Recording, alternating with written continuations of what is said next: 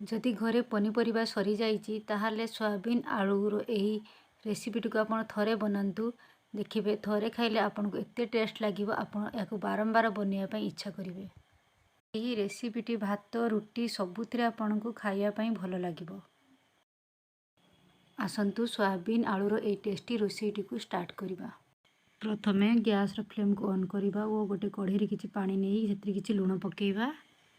तापरे सोयाबीन सबको एथिरे पकेइबा ओ किछि समय फुटिबा पई छाड़ी दबा। देखंतु सोयाबीन सब फुटी आसलानी।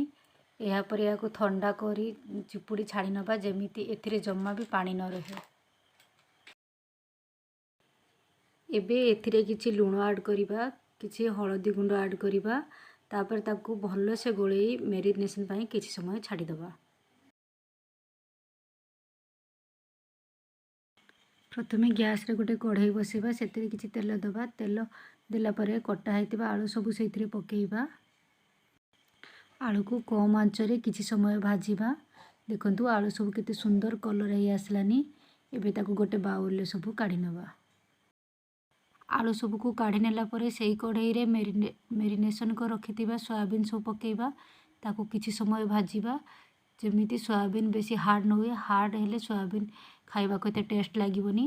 देखंतु एबे सोयाबीन सब हे गलानी ताकू आमे गोटे बाउल ले काढी नबा। एबे मसला प्रस्तुत पई सेही कढ़ई रे किछि तेल दबा सेतिरे किछि टमाटो पियाज अदा रसुण सब ऐड करिबा। पियाज अदा रसुण को भलो से भाजी नबा। याकू ठंडा करी गोटे मिक्सी रे भलो से स्मूथ पेस्ट करि नबा। एबे चलंतु मसला प्रस्तुत करिबा। प्रथमे कढ़ई रे किछि तेल नबा तापरे किछि तेजपत्र पकेइबा तापरे किछि जीरा पकेइबा तापरे किछि दालचीनी को भलो करी भांगी करी नबा। दालचीनी जीरा सब भाजी हे गला परे तेल रे गोटे बहुत सुंदर बास्ना आसीबो। एबे सेही तेल रे आमे काटी रखितिबा पियाज सब पकेइबा। पियाज स्मूथ होबा पई सेतिरे किछि लूण दबा ताकू भलो से गोळेई नबा। देखंतु पियाज केते सुंदर गोल्डन ब्राउन कलर हे आसलानी। एबे सेतिरे आमे जो टमाटो अदा रसुण पेस्ट रखितिबा ताकू पकेइबा। एबे याको अल्प आंच रे आमे किछि समय कसिया पई छाडी दबा जेमिति मसला सब तार तेल छाडी दबो। देखंतु मसला सब तार तेल छाडी सारलानी ओ मसला रे गोटे भलो बास्ना आछी।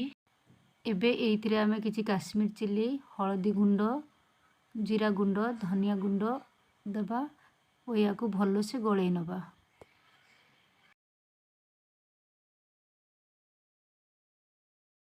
मसला टी को भलो से गोळेई सारला परे सेतिरे किछि पानी देबा जेमिति मसला हमर न पड़े। पानी टी को भलो से गोळेई मसला किछि समय कसिबा जेमिति मसला रु तेल बाहरी आसीबो। एहा परे एथिरे किछि मीट मसला ऐड करिबा। मते मीट मसला पसंद तेणु म ऐड कली आपण चाहिले सेमिति रुसई करि परिबे। एबे मसला भलो से ही आसलानी। एथिरे आमे भाजी के रखतिबा आलू सोयाबीन को सब पकेइबा। याकू भलो रे गोळी नबा ओ किछि समय कसिया पई छाडी देबा। जेते अधिक समय सिम रे कसिबे आपनको तरकारी सेते टेस्ट लागिबो।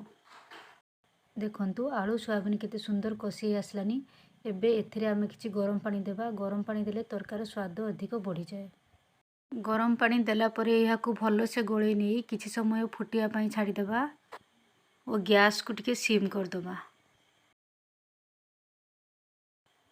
देखंतु तरकारी फुटी केते सुंदर गोटे कलर पड़ी आसलानी। एबे एथिरे किछि गरम मसला देबा। गरम मसला देला परे गैस रो फ्लेम को स्लो कर दबा ओ याकू भलो से गोळेई गोटे मिनिट फुटेई गैस को बंद कर दबा। देखंतु प्रस्तुत हे गला। एबे आपणकर स्वादिष्ट सोयाबीन आलू करी केते सुंदर यम्मी देखा जाउची। एहाकू आपण भात रुटी सबुथिरे खाई परिबे।